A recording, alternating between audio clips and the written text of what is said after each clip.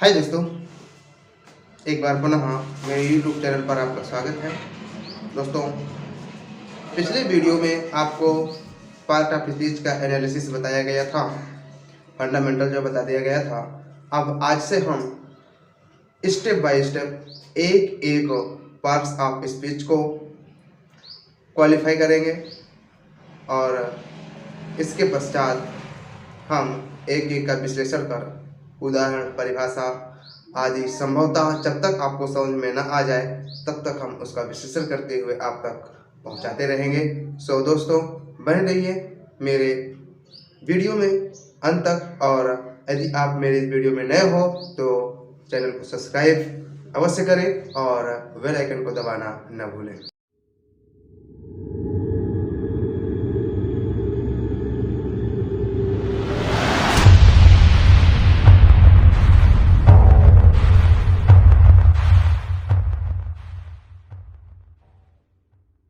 तो दोस्तों, जैसे कि आपको सभी पार्ट ऑफ स्पीच की परिभाषा और उसके एग्जाम्पल बता दिए गए थे।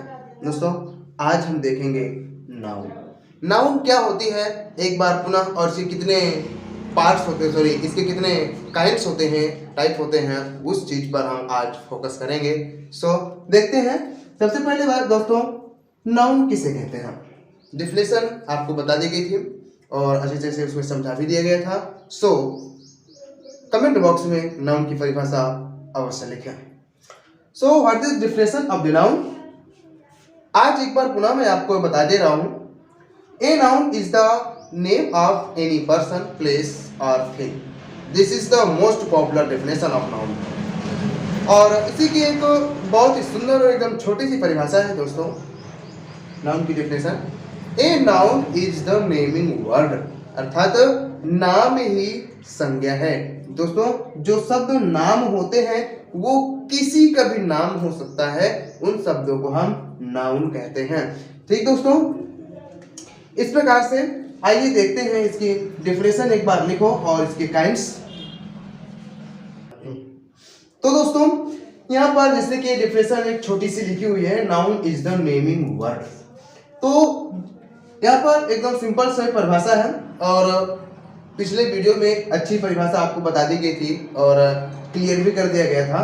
तो आज दोस्तों हम देखेंगे नाउन द काइंड्स, अर्थात संज्ञा के प्रकार। ठीक है दोस्तों, तो ये हुआ आपका संज्ञा के प्रकार। दोस्तों, संज्ञा के प्रकार या भेद, संज्ञा कितने प्रकार की होती है आप लोगों को दोस्तों पता होगा। संज्ञा 5 प्रकार की होती है हमारी। अगर नहीं पता है तो इस वीडियो को अच्छी तरह से ध्यान देकर के देखिएगा। 5 प्रकार की कौन कौन सी संज्ञा होती है। सबसे पहली होती है हमारी प्रॉपर नाउन, जिसे हम कहते हैं व्यक्तिवाचक संज्ञा। दूसरी होती है कॉमन नाउन, जिसे कहते हैं जातिवाचक संज्ञा। तीसरी होती है कलेक्टिव नाउन, जिसे कहते हैं समूहवाचक संज्ञा। और चौथी होती है हमारी मैटेरियल नाउन, जिसे कहते हैं धातुवाचक या पदार्थवाचक संज्ञा। पांचवी होती है एब्स्ट्रैक्ट नाउन, जिसे कहते हैं भाववाचक या गुणवाचक संज्ञा। तो दोस्तों, अब एक एक की परिभाषा हम यहाँ पर देखेंगे। अब सबसे पहली बात आती है प्रॉपर नाउन। दोस्तों, प्रॉपर नाउन किसे कहते हैं, what is the proper noun, what is the suitable definition of proper noun. तो दोस्तों, यहां पर आपको बड़ी अच्छी तरह से बताया जाएगा। सो यहां पर जैसे कि किसी का नाम तो होता है, नाम पूरा, जब कोई किसी का स्पेशल नाम होता है, पार्टिकुलर नेम। ठीक है दोस्तों, तो जो पार्टिकुलर नेम हुआ करता है वो हमारा क्या होता है, प्रॉपर नाउन होता है। जैसे किसी विशेष वस्तु, व्यक्ति, स्थान आदि के नाम को हम प्रॉपर नाउन या व्यक्तिवाचक संज्ञा कहते हैं। सीधी सी बात, particular name is called proper noun. अब पार्टिकुलर नेम कैसे होते हैं, जो किसी वस्तु, व्यक्ति, स्थान आदि का जो नाम होता है तो उस नाम का केवल एक ही पाया जाए। जैसे किसी का नाम है, हम यहां पर लिख दिए जैसे राजू। अब राजू तुम्हारे संपर्क में एक ही लड़का होगा। वैसे अब अगर कह दो कि इस संसार में संसार में तो नहीं, इस देश में या इस प्रदेश में राजू नाम के बहुत सारे लड़के होंगे, परंतु नहीं दोस्तों, जो आसपास में होगा तो राजू के नाम से किसी एक राजू को ही जाना जाएगा, जिसके विषय में चर्चा की जाएगी। दोस्तों, जो नाम या जो शब्द ऐसा नाम होता है जो किसी एक की विशेषता के रूप में उसकी पहचान बताता है दोस्तों, वो हमारा पार्टिकुलर वर्ड होता है, पार्टिकुलर नेम होता है। इसी प्रकार से राजू के नाम से अगर किसी को पहचानते हो तो वो हमारा क्या है, ये शब्द किसी की आइडेंटिफिकेशन बताता है। इसी प्रकार से अगर किसी स्थान का नाम कर दो, किसी वस्तु का नाम कर दो जो पार्टिकुलर हो, जैसे हमने यहां पर लिख दिया कवासिन। दोस्तों जैसे कहीं पर भी अगर कवासिन की बात होती है, आप लोगों को पता चल जाता है कि कवासिन एक स्थान का नाम है और वो कहां पर है, किस दिशा में है, किस जगह पर है, वो सब चीज आपको पता चल जाता है केवल एक शब्द के मात्र से ही। तो ये पार्टिकुलर नेम हुआ किसका, स्थान का। इसी प्रकार से दोस्तों जैसे हम मैं बात कर दूं यहाँ पर कि रानी लक्ष्मीबाई के घोड़े का क्या नाम था, पवन नाम था। वैसे घोड़े तो बहुत सारे होते हैं, पर अगर पवन नामक घोड़े की बात की जाए तो आप फटाक से पहचान जाओगे कि रानी लक्ष्मीबाई के घोड़े की बात की जा रही है। क्यों? क्योंकि उसका एक विशेष नाम है जिस नाम की वजह से उसे पहचाना जाता है। तो दोस्तों इस प्रकार से जितने भी हमारे पार्टिकुलर नेम होते हैं वो सब हमारे प्रॉपर नाउन के अंतर्गत आते हैं। अगर कुछ भी डिस्टर्ब है आपको तो कमेंट बॉक्स में जरूर लिखिए कि सर मुझे ये चीज समझ में नहीं आई है, उसे अगले वीडियो में आपको इस तरह से समझाने का प्रयास किया जाएगा। तो दोस्तों मेरे ख्याल से आपको प्रॉपर नाउन अच्छी तरह से समझ में आ गया होगा। एक बार पुनः इसकी परिभाषा समझ लीजिए कि वह शब्द या वह नाम जो पार्टिकुलर होते हैं, जो विशेष नाम होते हैं, वह प्रॉपर नाउन कहलाते हैं। इस प्रकार से जो कॉमन नाउन है, कॉमन नाउन का मतलब होता है जातिवाचक संज्ञा। जातिवाचक संज्ञा का तात्पर्य क्या होता है, जब किसी एक शब्द से किसी वस्तु, व्यक्ति, स्थान के नाम से उसकी किसी एक जाति का बोध होता हो, उस वर्ग या श्रेणी का बोध होता हो। तो दोस्तों जब किसी शब्द से हमें ऐसा बोध होता है जिससे पता चले कि वह उस जाति को बता रहा हो या उस संपूर्ण श्रेणी को बता रहा हो, तो उसे हम कॉमन नाउन कहते हैं। दोस्तों इसकी शुद्ध और स्पष्ट परिभाषा यह है कि वह शब्द या वह नाम जो उस वर्ग, उस समस्त वर्ग या श्रेणी का बोध कराता हो, उसे कॉमन नाउन कहते हैं। दोस्तों अब जैसे कि यहाँ पर जाति का मतलब क्या होता है, जैसे किसी भी वस्तु, व्यक्ति या किसी भी स्थान के विषय में बताया जाए और उससे पता चले यह चीज होती है, और उस नाम की एक से अनेकों वस्तुएं पाई जाती हों। उसमें क्या होता है कि उस नाम की एक वस्तु नहीं होती, जब उस नाम को हम पढ़ते हैं तो हमें पता चल जाता है कि उस नाम की बहुत सारी वस्तुएं होती हैं। जैसे हमने यहाँ पर सीधे तौर पर लिख दिया एग्जाम्पल के रूप में मैन। अब यहाँ पर मैन मीन्स क्या होता है, आदमी, जैसे कि आपको पता भी है। तो मनुष्य की जाति पाई जाती है, मैं भी मनुष्य हूं, आप लोग भी मनुष्य हो। अब यहाँ पर किसी एक को नहीं कहा जा सकता कि यह व्यक्ति है, व्यक्ति नामक जाति पाई जाती है। दोस्तों अगर मैं यहाँ पर लिख दूं डॉग, तो क्या दोस्तों इस संसार में केवल एक ही डॉग है? नहीं, बहुत सारे हैं, किधर भी हमें घूमते हुए वो मिल जा सकते हैं। तो इनकी एक जाति पाई जाती है। इस प्रकार से जैसे मैं कहती हूं यहाँ पर सिटी। दोस्तों अब यहाँ पर सिटी तो है, सिटी बहुत सारी है, जिससे हमें पता चल जाता है। किसी पूछोगे अगर कि कौन सी सिटी, तो कौन सी सिटी जब आ जाएगी तो वो हो जाएगा आपका प्रॉपर नाउन। अब कौन सा आदमी, वो हो जाएगा प्रॉपर नाउन। कौन सा डॉग, कौन सा कुत्ता, वो हो जाएगा आपका प्रॉपर नाउन। तो इस प्रकार से दोस्तों जिसकी जाति का बोध पता होता हो उसे हम कॉमन नाउन के अंतर्गत रखते हैं। जैसे किसी एक वस्तु का नाम, अब सोचो कि वस्तु क्या हो सकती है, हमारी बहुत सारी वस्तुएं हैं जो एक ही प्रकार की बहुत सारी पाई जाती हैं। जैसे यहाँ पर हम लिख देते हैं चेयर है, बुक है वगैरह। इस प्रकार से ऐसी बहुत सारी वस्तुएं हैं जिनसे हमें ये पता चल जाता है कि इसकी एक जाति पाई जाती है, इसका एक समूह पाया जाता है जो एक ही प्रकार की अनेकों हो सकती हैं। तो दोस्तों ये रही हमारी कॉमन नाउन। अब इसके पश्चात आती है हमारी कलेक्टिव नाउन। जैसा कि इस शब्द से ही पता चलता है समूह का, अर्थात कोई एक ऐसा शब्द हो जिससे हमें पता चले कि यह एक समूह का बोध करा रहा हो। तो इसकी एक सुंदर और स्पष्ट परिभाषा यही है कि जिस नाउन से हमें किसी समूह, झुंड आदि का बोध हो या उसका ज्ञान हो, उसे हम कलेक्टिव नाउन या समूहवाचक संज्ञा कहते हैं। तो दोस्तों, जैसे कि यहाँ पर बताया गया आपको समूहवाचक संज्ञा। अब समूह किस प्रकार के शब्दों से हमें पता चलेगा कि नहीं ये समूह की बात की जा रही है। सबसे पहली बात तो क्लास होती है दोस्तों।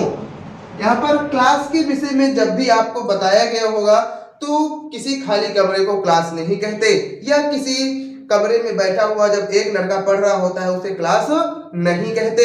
इस प्रकार से क्लास क्या होती है, क्लास की डिफिनेशन क्या होती है, वो चीज मैं आज आपको क्लियर किए दे रहा हूं। दोस्तों, जब किसी एक सुनिश्चित स्थान पर कुछ छात्र छात्रों के द्वारा अध्ययन किसी एक अध्यापक के द्वारा कराया जा रहा होता है, उसको हम क्लास कहते हैं। तो जहां पर बात आई कुछ छात्र छात्राओं और एक अध्यापक, तो छात्र छात्राओं का एक समूह होता है दोस्तों, उस समूह को ही क्लास कहा जाता है। जरूरी नहीं है कि यह एक कमरा बना हुआ है और इस रूम में कोई नहीं है और इसे हम क्लास कह दें। दोस्तों, क्लास वो तभी तक रहेगा जब तक उसमें स्टडी कार्य किया जा रहा होता है। स्टडी कार्य खत्म होने के बाद वो क्लास नहीं रह जाता दोस्तों, वो एकमात्र रूम होता है। क्लास वो तभी तक रहेगा दोस्तों जब तक उसमें बच्चे एक अध्यापक से पढ़ रहे होते हैं। तो इस प्रकार से क्लास क्या करता है, हमें एक समूह का बोध कराता है। इससे हमें पता चलता है कि नहीं यह एक समूहवाचक शब्द है जिसे हम कलेक्टिव नाउन के अंतर्गत रखते हैं। इसी प्रकार से एक बंच ऑफ ग्रेप्स,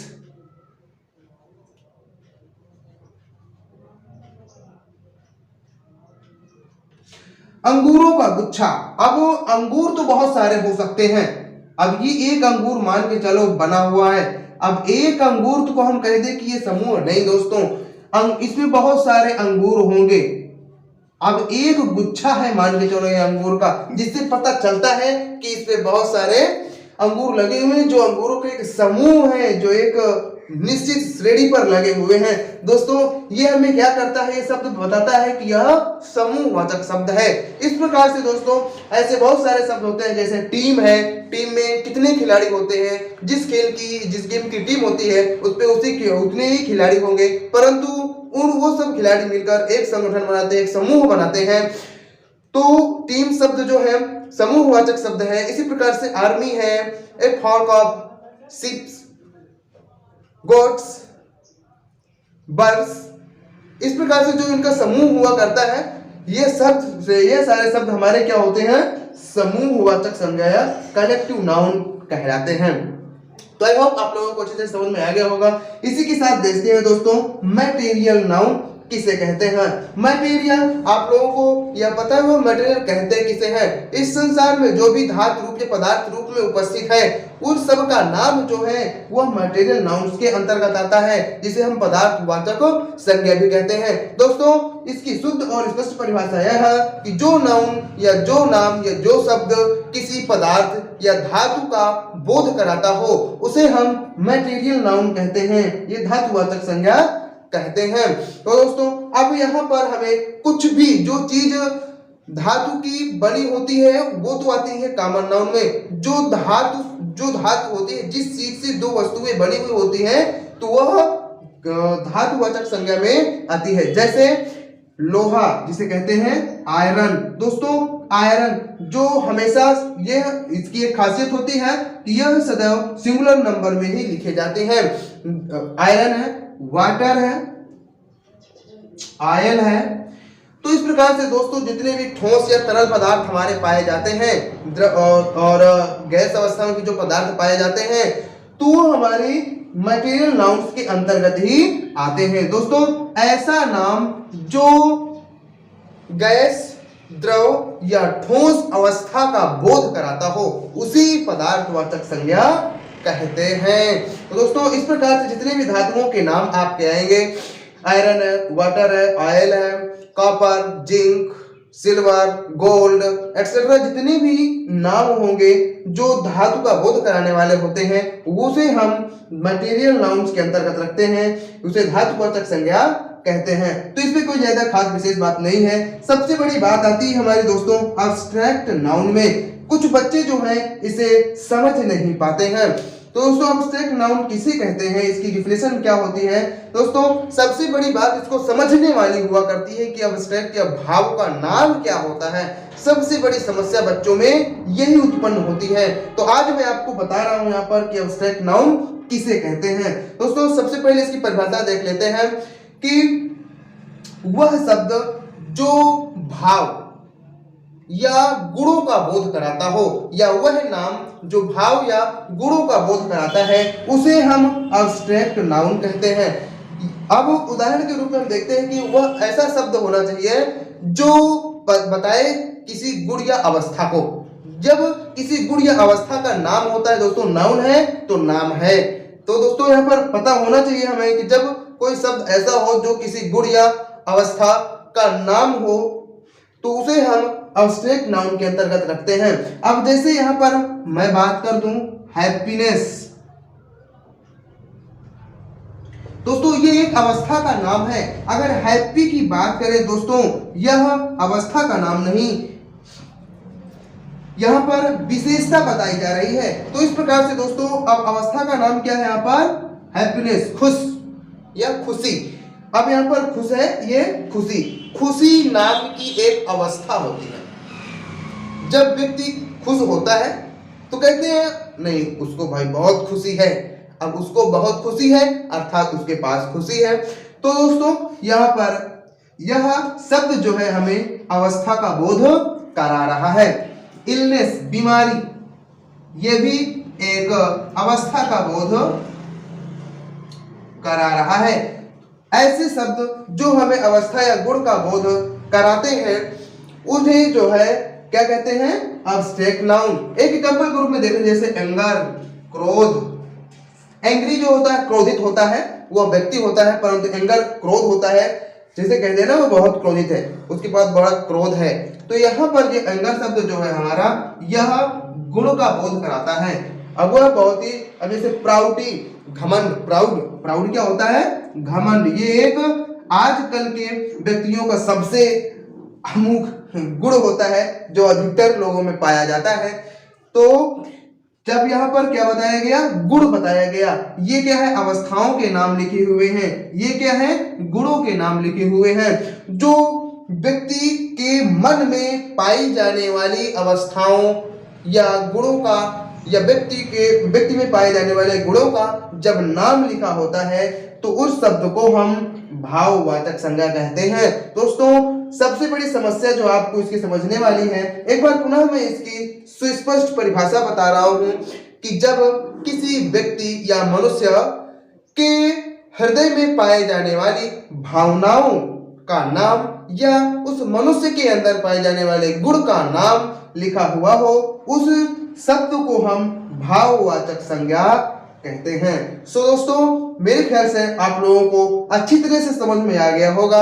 अगर आप लोगों को तनिक भी समझ में नहीं आया तो कमेंट बॉक्स में लिखना ना भूलें, क्योंकि अगले वीडियो में उसमें सुधार कर आपको समझाने का स्पष्ट रूप से प्रयास किया जाएगा। तो दोस्तों यदि आप लोगों को समझ में आ गया है तो कमेंट बॉक्स में अवश्य लिखें। So thanks for watching.